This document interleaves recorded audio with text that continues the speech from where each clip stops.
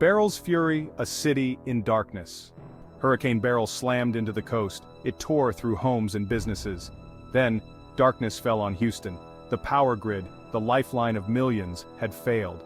Over 2 million people were plunged into darkness. A sweltering heat wave amplified the crisis. This wasn't just an inconvenience, it was a nightmare.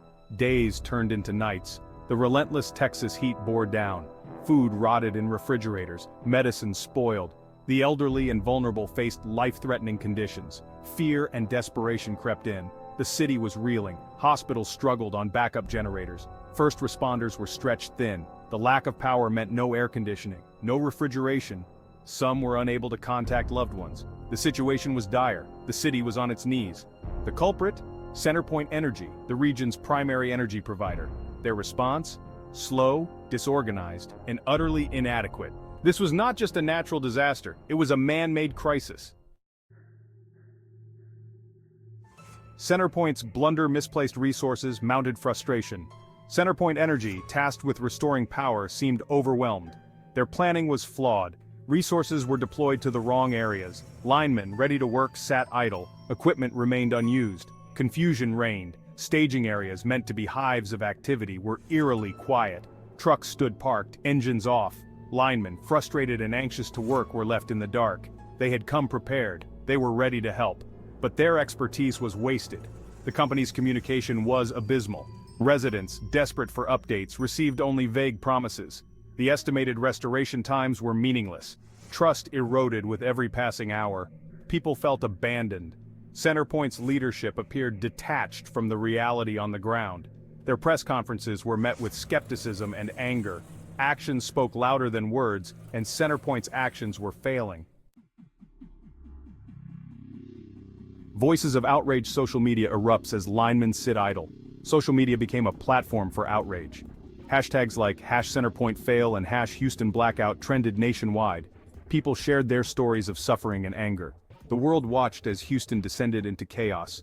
Reports of linemen sitting idle and poor planning emerged on social media. But as days turned into a week, their frustration boiled over.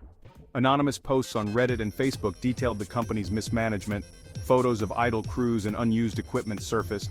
The truth was out. The public was furious. The news media picked up the story. Politicians demanded answers. CenterPoint was in the hot seat. Their reputation, already tarnished, was in tatters. The outcry was deafening. CenterPoint tried to control the narrative. They issued carefully worded statements, but the public wasn't buying it. The evidence of their incompetence was overwhelming. The damage was done. However, there has been no official word on these claims.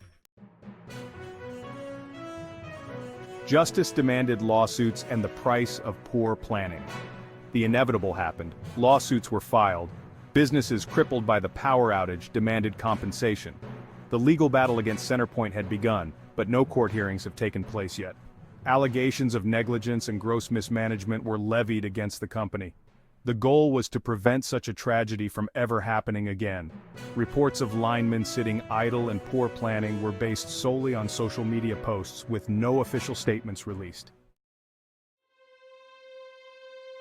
The unseen toll: heatwave fatalities, PTSD, and desperate measures. Beyond the physical damage and economic losses, Hurricane Beryl left an unseen toll on Houston. The prolonged power outage, coupled with the sweltering heat, proved fatal for some. The elderly, the very young, and those with pre-existing conditions were the most vulnerable. Hospitals, already overwhelmed with storm-related injuries, saw a surge in heat stroke cases. Emergency rooms were overflowing. Medical staff worked tirelessly, but some lives couldn't be saved. The city mourned its dead, victims of both the storm and the power outage. The psychological impact of the disaster was profound. Many experienced anxiety, insomnia, and PTSD. The trauma of the storm, the darkness, the heat, and the fear for loved ones left an indelible mark on the collective psyche of the city. Desperate for relief, people resorted to desperate measures. They slept in their cars with the engines running for a sliver of air conditioning. They flocked to hotels outside the affected areas, only to find them booked solid. The situation was dire. Generators and groceries, a community's scramble for survival. The lack of power ignited a frantic scramble for essential resources. Stores selling generators were mobbed. Lines stretched for blocks as people waited, sometimes for days, to get their hands on a lifeline. Prices skyrocketed, fueled by demand and desperation. Grocery stores once stocked were quickly emptied. Shelves that once held bread, milk, and water were bare. Tempers flared. The city, accustomed to abundance, was now facing scarcity. Amidst the chaos, a spirit of community emerged. Neighbors helped neighbors. Strangers shared food, water, and generators. Churches and community centers opened their doors, offering shelter and support. Houston, battered but not broken, came together. The experience was a stark reminder of the fragility of modern life. It exposed the inadequacies of the city's infrastructure and the unpreparedness of its energy provider, but it also revealed the resilience of the human spirit and the power of community in the face of adversity.